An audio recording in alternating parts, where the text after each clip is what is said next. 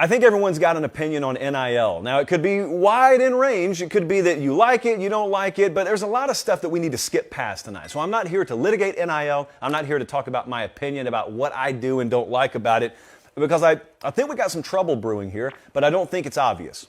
So let's skip past the whole pros and cons. I mean, the cons are, people are out there breaking the rules. They're using it as a recruiting inducement. Cool? But that didn't break in the last 48 hours. If we knew that Thursday, we know it today. And the same thing on the other side. There are obvious pros to NIL. In fact, when you do it right, vast majority of coaches I've spoken to are for it, even some who get labeled as being anti-NIL.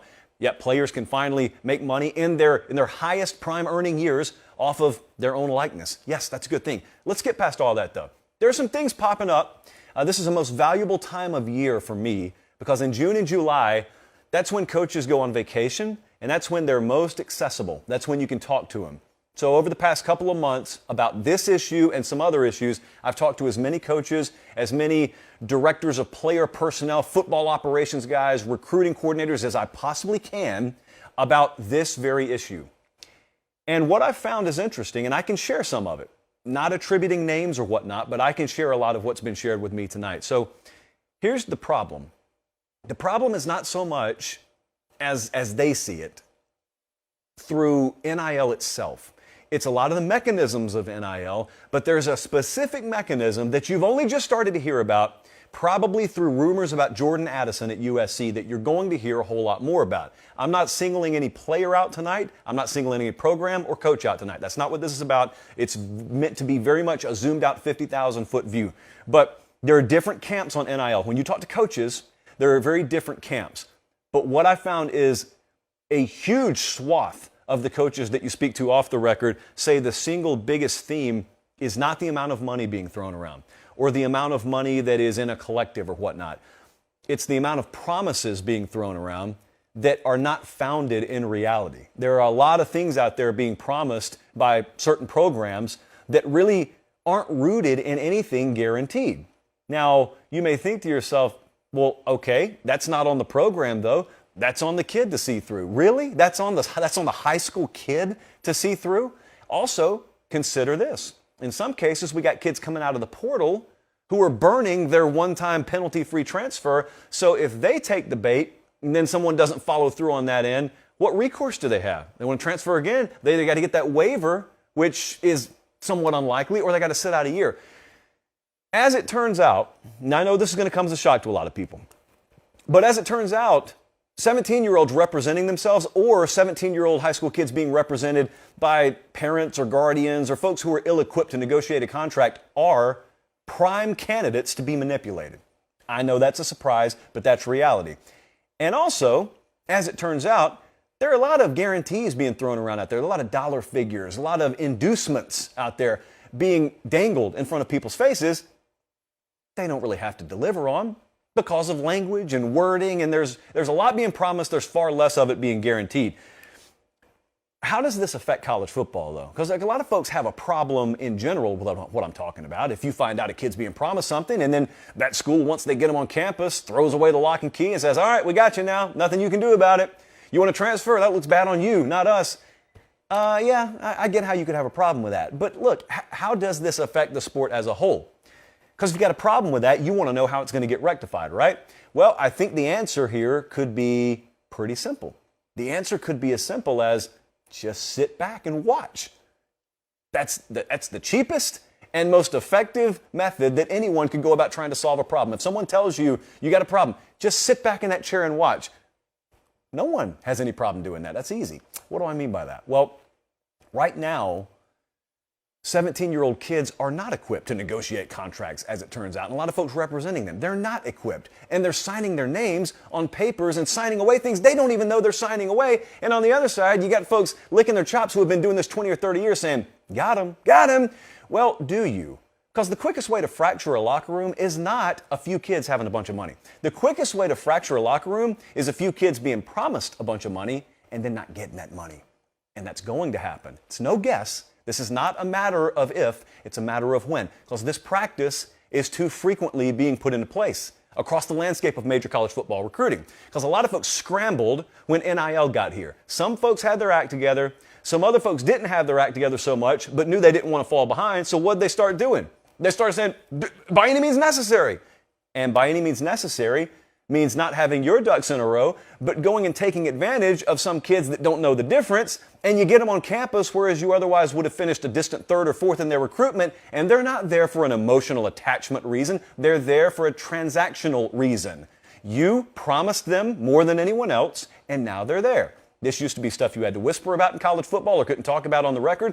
This is the NIL era. We can talk about it. How do you fix it? Because this sounds like a problem, right? That needs to be fixed. A lot of kids being victimized out there and taken advantage of, and a lot of promises that are baseless. Maybe you just sit back, because this is going to happen. This is going to fracture a locker room. Can you imagine a kid going to school A? Can you imagine if I were running Pate State this way, and we brought a linebacker in, and that kid, it's either by me illegally using as an inducement or by my collective over here somewhat above board going about it, but kind of using trickery and language to get you in here thinking you got a $3 million earnings coming towards you over the next 3-4 years, and all of a sudden you find out actually there's several qualifiers on that once I get onto page 17 of my contract, I would have found out, but that's a 9-syllable word. I don't even know what that means. My mom said it was okay to sign. Well, your mom's never negotiated a talent contract, has she? No, because she works a regular 9 to 5 like most moms do. But she entered into it. What's going to happen is there will be some high-profile examples. It won't take long for this to leak out. I'm telling you, it's coming in the next year or two. There are going to be some high-profile examples of kids who get burned, and it may even be that on the other side of that transaction, there are people who can hold up a piece of paper saying, you signed it, you signed it. That's not going to go over well, because everyone in that transaction, as well as the general public, knows you signed it really just means you put a bunch of language in a contract a kid really had no clue what it meant, and you tricked them into signing it, because what else were they going to do? And when that happens, you'll have some kids start to move in the portal, especially if they came from the high school ranks or they haven't burned their transfer yet. They'll come, they'll find out what the real deal is, they'll leave, and they'll talk. And some of them are already doing it. Infinitely more of them are going to do it. And all of a sudden, you'll find out that the book gets out on Program X or Program Y or Coach X or Coach Y, assistants and head coaches.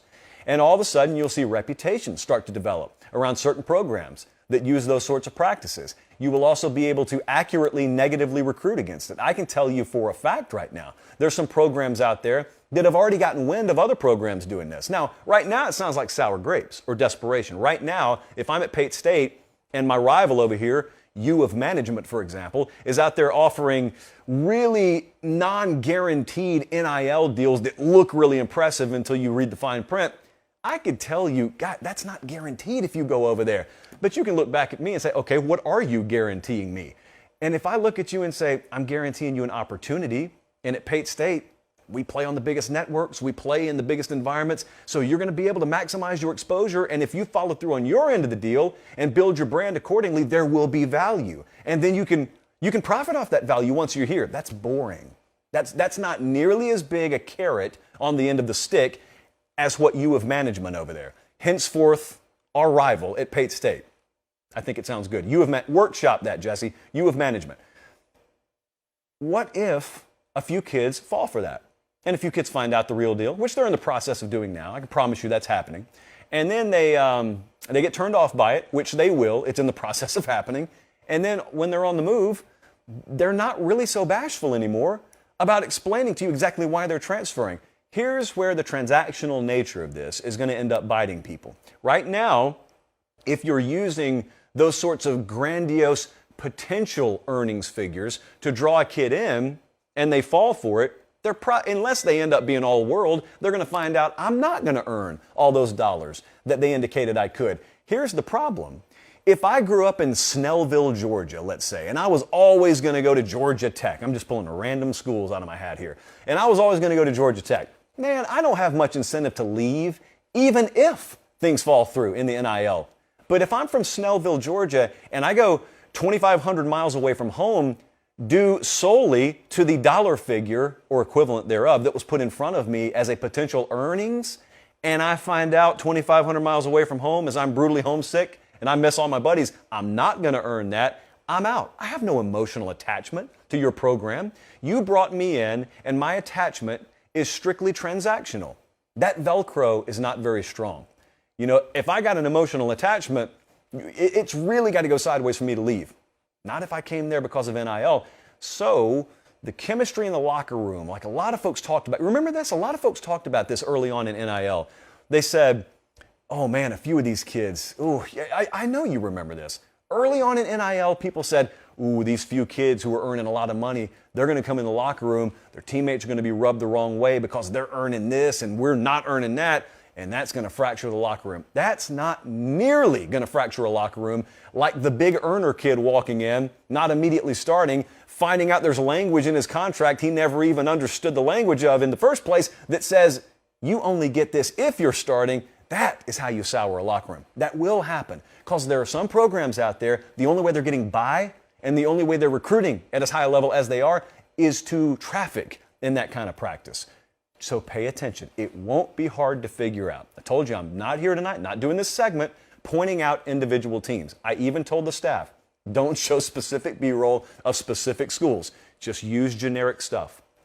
Because the other side of this is, I'm not trying to paint anyone as evil. I truly think that some people just got caught off guard with how quickly we transitioned into the NIL era, really. They did not have a solid foundational plan, and they panicked. And I still think a lot of people are using panic protocol in NIL. Hopefully it changes. They're going to have to find out one way or the other. Hopefully it changes. But that's what's happening right now. That's the big problem on the horizon. It's not some kids earning. It's not haves and have-nots. It's promises being made or at least suggested that won't be followed through on. What's your recourse? We're going to find out.